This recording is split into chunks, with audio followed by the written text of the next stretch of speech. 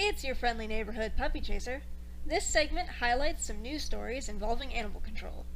Our first story comes out of Taylorsville, Kentucky, where an animal control director turned in his resignation after killing an injured dog. The Chihuahua had likely been hit by a car and was no longer able to use its back legs. The director then shot the dog in the head, claiming it was to end its suffering. Now, normally I wouldn't have a problem with this, but there were some pretty sketchy details here. First, why did he shoot it instead of euthanizing via injection?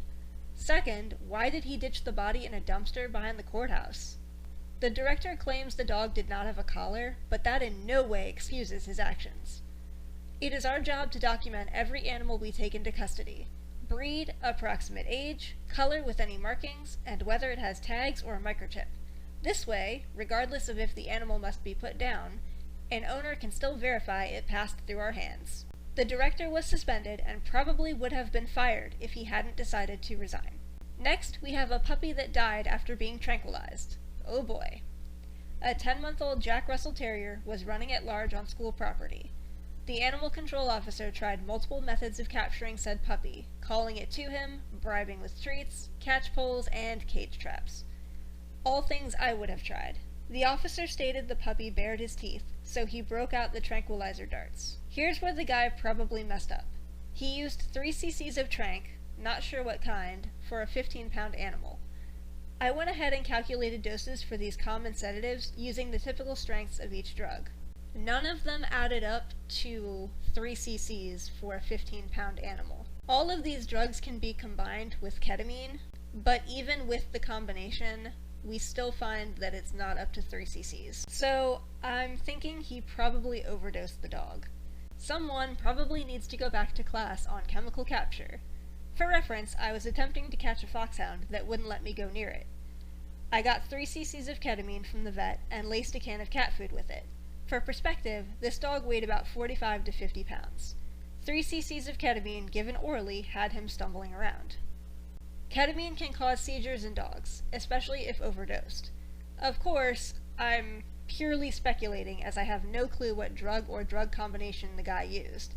They sent the dog for a necropsy to find out cause of death, but the results have not been made public. Anyway, this is not a good place to use chemical capture because, as stated, the dog was able to leave his line of sight.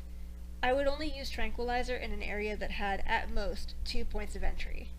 Finally, an Oakland County animal control officer shot and killed a dog after it began attacking a shelter worker. Before we watch the video, here are the details.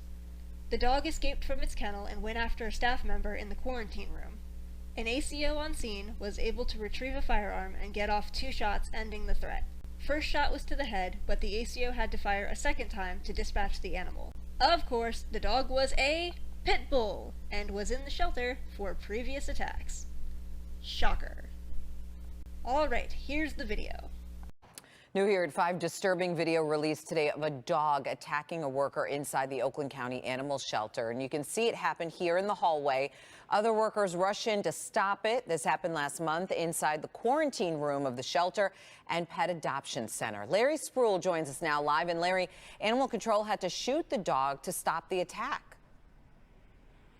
Sandra, they had to shoot him not once but twice. And we are now getting a look at that video about what happened inside here at this animal shelter. I have to warn you, the details are graphic. For the first time since a 4-year-old pit bull attacked an employee here at this Oakland County Animal Shelter, we are now finding out what happened that day on December 12th, 2019. Friday, animal shelter leaders held a news conference showing us a video of that attack. It all started around 6:30 in the morning, December 12th, 2019, while a jail inmate worker was cleaning the area. Around 7:50 a.m., the dog got loose during the cleaning.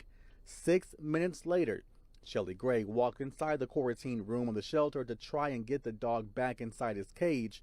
That's when the dog attacked Shelly Gray, forcing one employee to take drastic actions. Officer Jackson takes a gun out of his duffel bag, orders Nola, the vet tech, to move, and positions his weapon where he can't hurt anybody else, and fires 1 shot into the dog's head.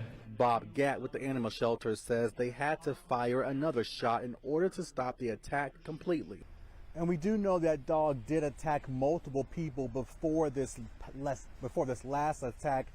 Animal shelter leaders said they were in the process of removing that dog from the animal's owners. We're live tonight. Larry Sproul, Local 4. All right, thank you, Larry. Clean shoot, completely justifiable. Nice job, ACO Jackson.